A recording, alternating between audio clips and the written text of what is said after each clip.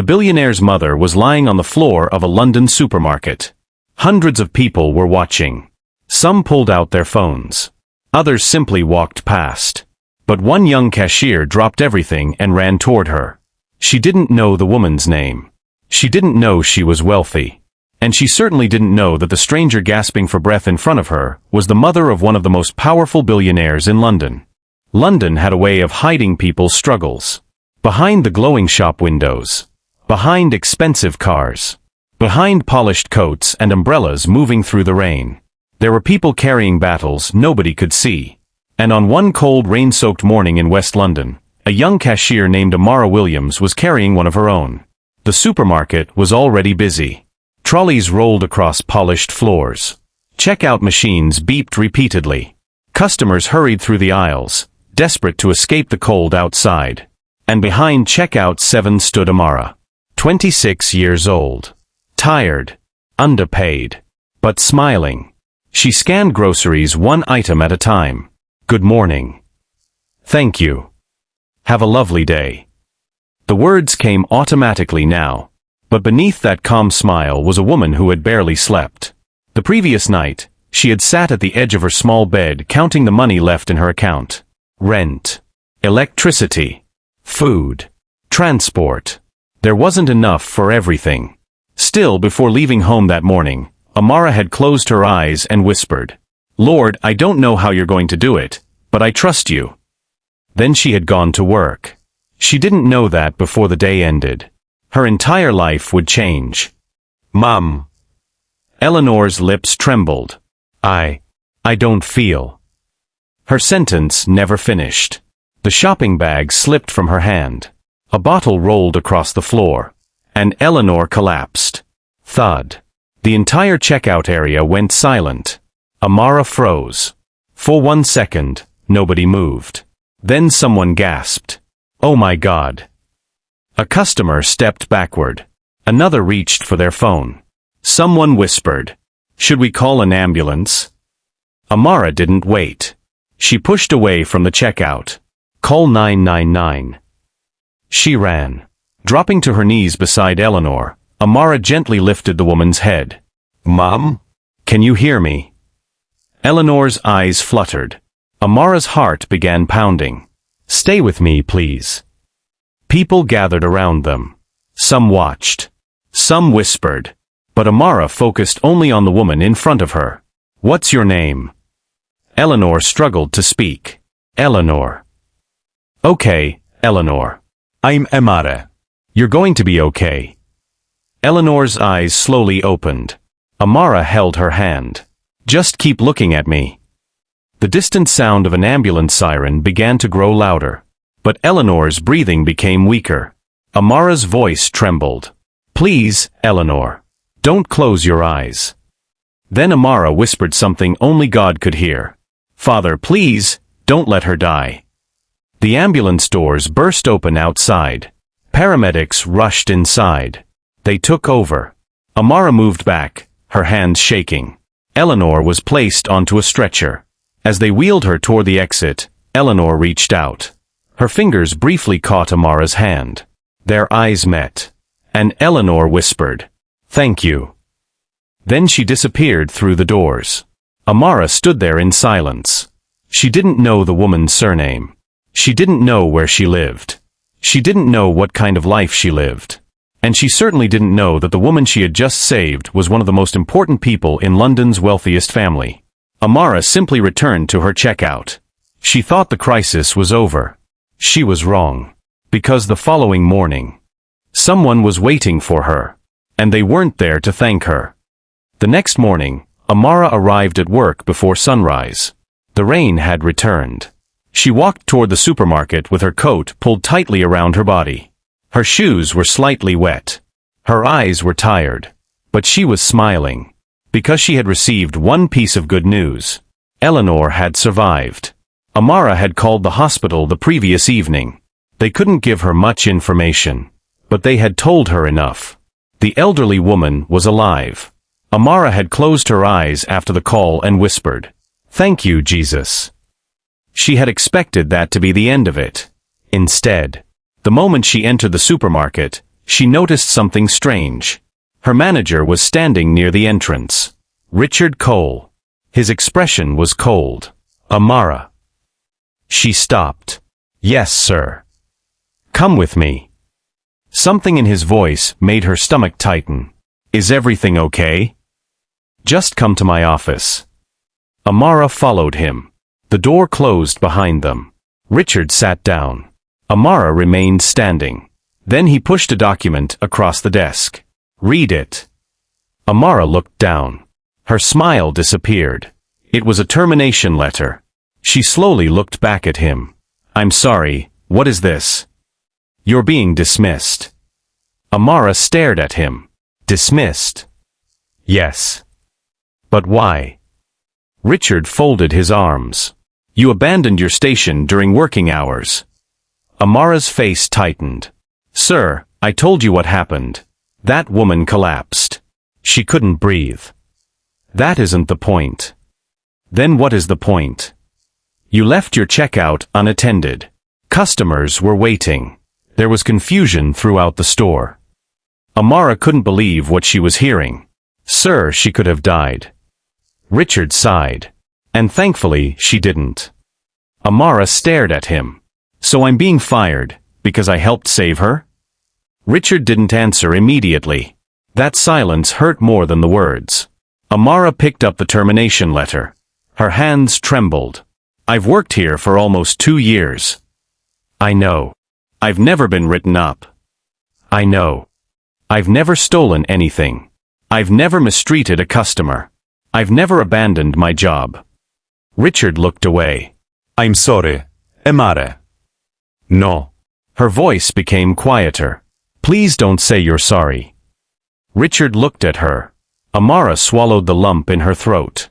Alexander looked at his mother. That's her. Eleanor nodded. Yes. His eyes followed Amara as she disappeared down the wet London street. The cashier. Yes. Alexander's jaw tightened. Why did she leave the supermarket? Eleanor looked at him. She didn't leave. A pause. She was fired. Alexander slowly turned toward his mother. What? Eleanor's expression hardened. She saved my life yesterday. Alexander looked back toward the supermarket, then toward the woman who had just walked away with nothing but a handbag and a termination letter. His voice became dangerously quiet. Who fired her? Eleanor didn't answer. She didn't need to, because Alexander had already opened the car door, and the next place he was going was the supermarket. The woman Amara saved was not just wealthy. She was Eleanor Harrington, and her son was about to discover exactly what had happened to the cashier who saved her life. The glass doors of Harrington and Company supermarket opened slowly.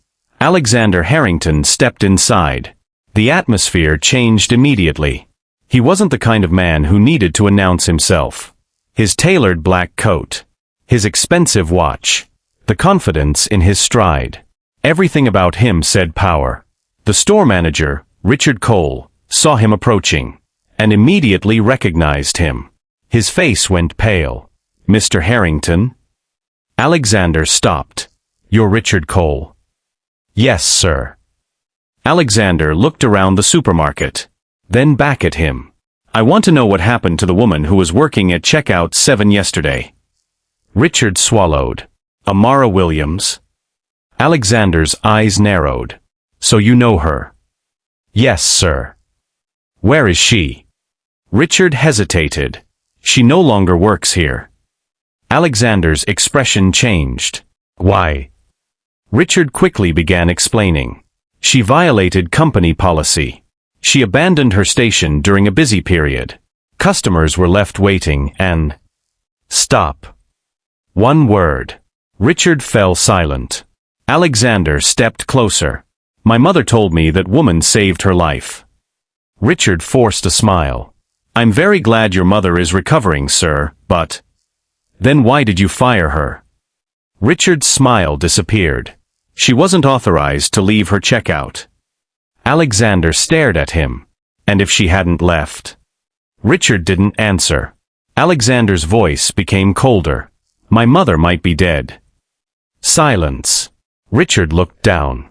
Alexander slowly turned toward the checkout area. Show me the security footage. Richard stiffened. Sir, I don't think that's necessary. Alexander looked at him. That's not what I asked. Richard's face tightened. Yes, sir. Minutes later, they stood inside the security office. The footage began. Amara appeared behind the checkout. Scanning groceries. Serving customers. Doing her job.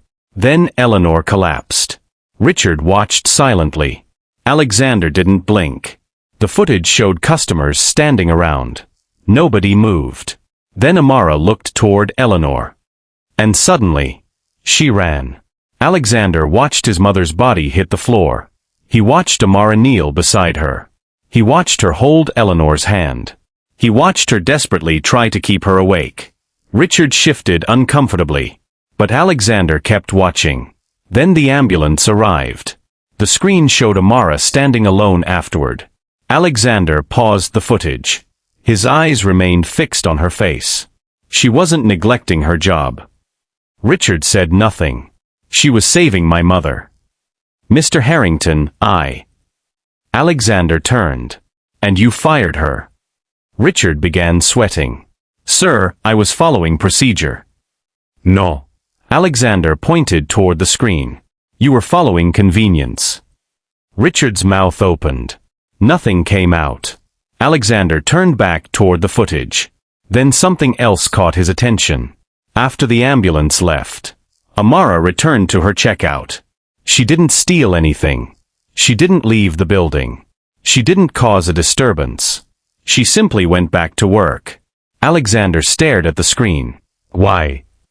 Richard looked confused. Why what? Why didn't she ask for anything? Then don't allow their decision to convince you that kindness was a mistake. Amara's eyes filled with tears. But what am I going to do now? Grace smiled gently. Do you remember what you always tell me? Amara frowned.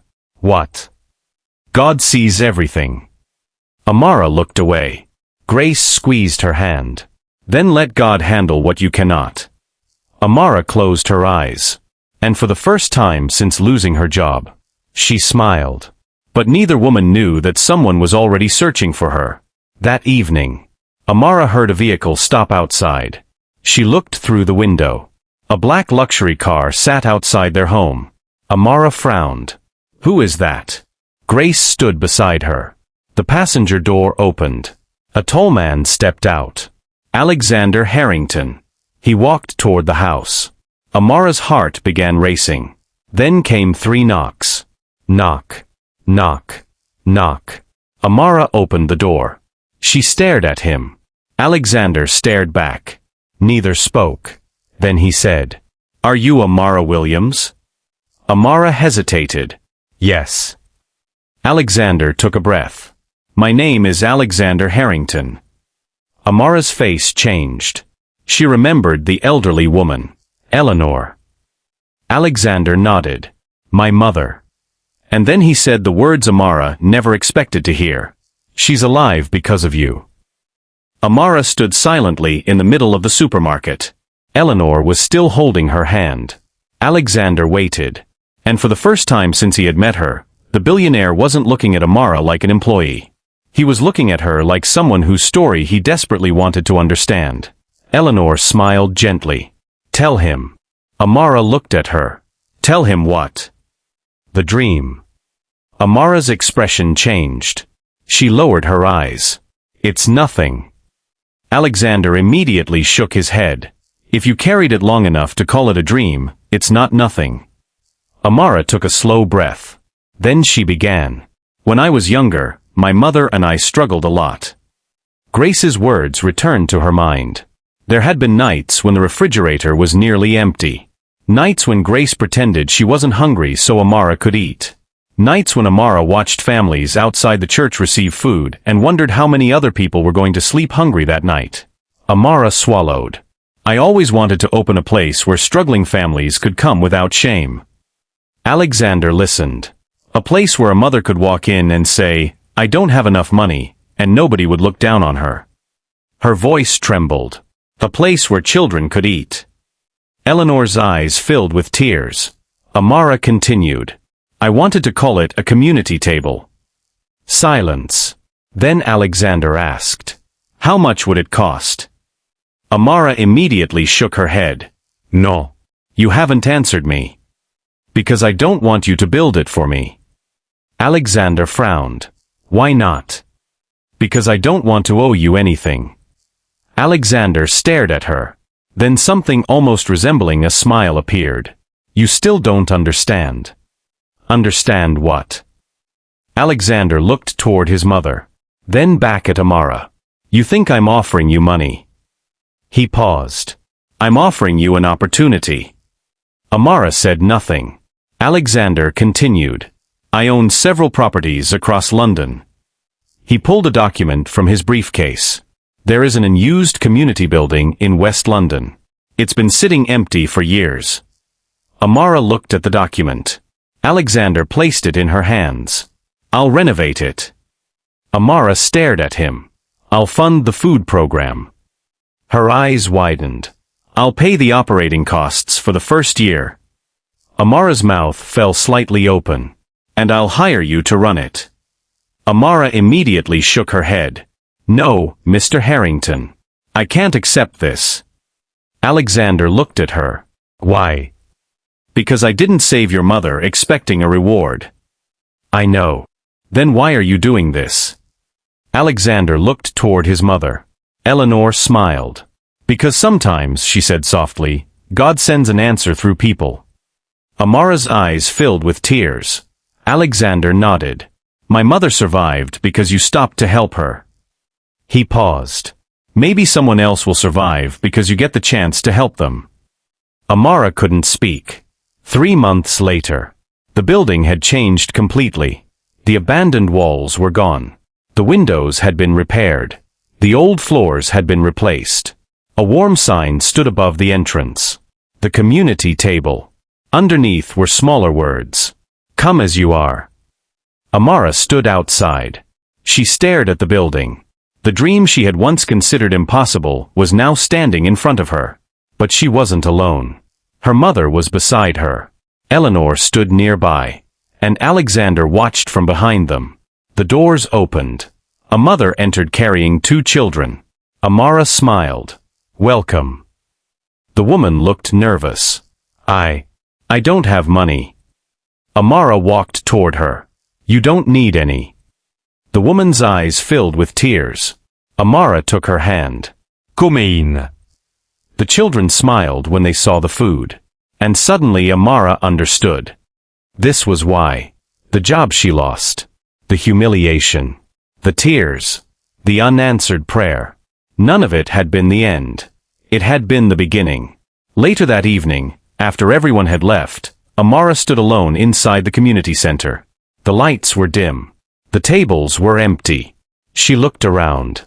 Then closed her eyes. Thank you, Lord. Her voice trembled. I didn't understand what you were doing. She smiled through tears. But you did.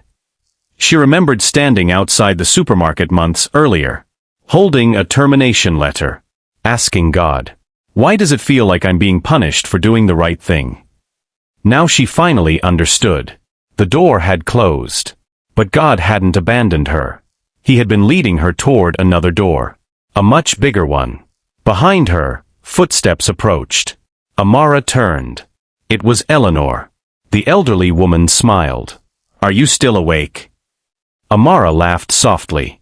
I couldn't sleep. Eleanor looked around the room. You saved my life. Amara shook her head. And you changed mine. Eleanor stepped closer. No, darling. She gently held Amara's face. You changed your own life the moment you chose compassion when nobody was watching. Amara's eyes filled with tears. Eleanor whispered. And God saw you. Outside, London continued moving. Cars passed. Rain fell gently against the pavement. People hurried home. Most of them would never know what had happened inside that supermarket months earlier. They would never know about the cashier who lost her job. They would never know about the billionaire's mother who nearly died. They would never know about the woman who chose kindness when nobody promised her anything in return. But inside that small London community centre, families were eating, children were smiling, and one woman's act of compassion had become a blessing for thousands. Because Amara had finally learned something that changed the way she saw every closed door. Doing good does not always bring an immediate reward. Sometimes, you help someone, and lose something. You do the right thing, and still get misunderstood. You obey God, and still find yourself standing in the rain wondering why everything went wrong. But God's silence is not his absence. And a closed door is not always rejection. Sometimes, it's redirection. Sometimes the thing you think you've lost is the very thing God is using to lead you somewhere greater. So when doing good becomes difficult, keep doing good. When nobody notices, keep going. When people misunderstand your heart, don't allow their judgment to change your character. Because people may not see your sacrifice. Your employer may not appreciate it. Your friends may never understand it. But God sees. And just like Amara discovered, one act of kindness can become the beginning of a blessing you never had the courage to ask for. And perhaps, the greatest miracle was never the billionaire, never the money, never the new building. It was the fact that Amara remained kind, even when kindness cost her everything. Because what you do for others when nobody is watching may be the very thing heaven is watching most closely.